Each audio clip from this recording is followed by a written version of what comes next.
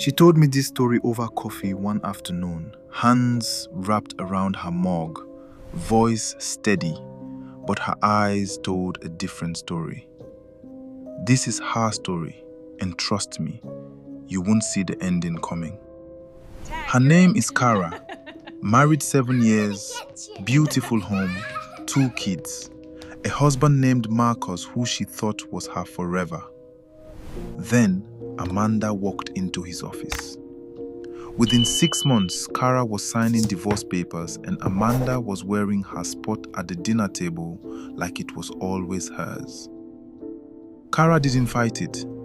She just picked herself up and rebuilt, quietly, painfully, day by day. Then one night, her phone rang. It was Amanda. Amanda was crying, barely able to speak.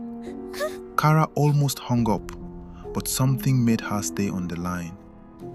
"He's cheating on me," Amanda whispered. "With someone from work.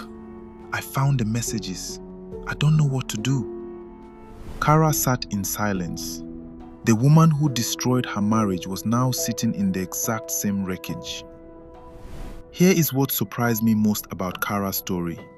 She didn't laugh. She didn't say, "I told you so." She just said, "I know exactly how you feel." And she meant it. Because Cara had already done the healing. She was free.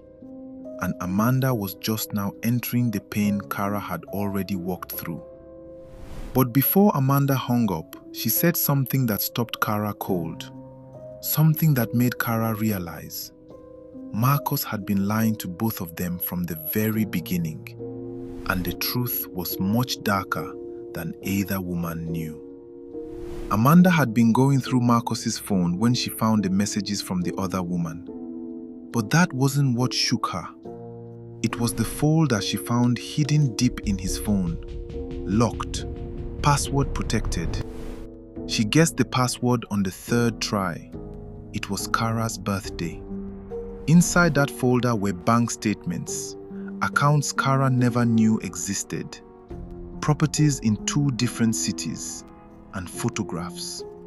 Photographs of a life Marcus had been building in secret for years, long before Amanda, long before the divorce, long before any of it.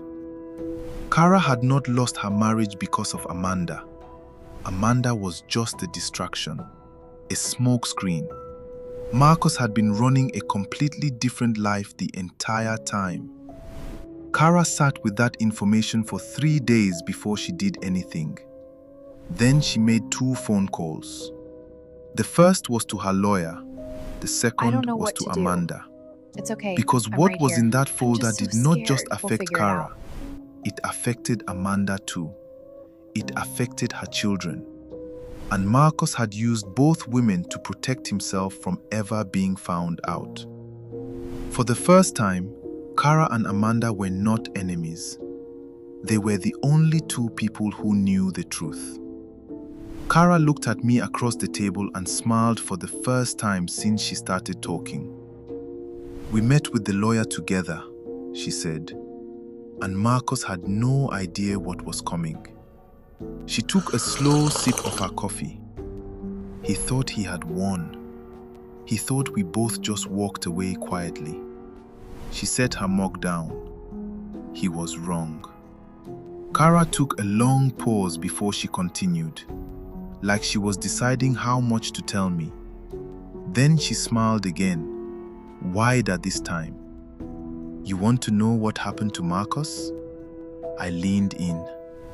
Marcus had no idea the 2 women in his life were now sitting in the same lawyer's office. He was still playing both sides, still sending Cara occasional texts asking about the kids, still telling Amanda everything was fine, still living his secret 3rd life like nobody was watching. He had done it for so long it had become effortless. He was comfortable. That was his mistake. The lawyer they hired had seen cases like this before.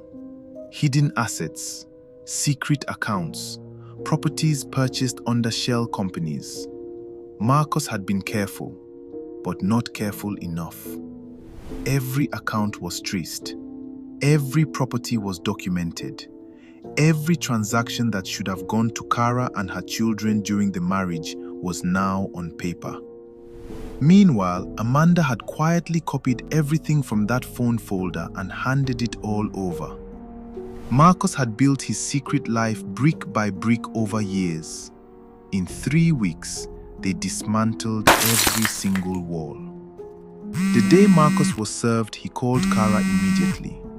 She didn't answer. He called again, then again. Then he showed up at her door, confused, angry, unraveling for the first time in years. She opened the door, looked at him calmly. "You should call your lawyer, Marcus." Then she closed the door. Court didn't take long. The evidence was overwhelming. Cara walked away with everything she was owed plus everything he had hidden. The accounts, full custody. Amanda settled her own case separately and quietly. Marcus lying everything. Not because the women fought each other, but because they finally stopped. Cara finished her coffee and stood up to leave. I asking her one last question. "Do you and Amanda still talk?" She grabbed her bag and laughed softly. "Every week," she said. "She's actually one of my closest friends now." She headed for the door, then stopped and looked back at me. Funny how that works, isn't it? The person you think is your enemy sometimes turns out to be the only one who truly understands what you went through. Then 6 weeks, I just sat there thinking. Marcus thought he was the smartest person in the room. He never realized the room had changed.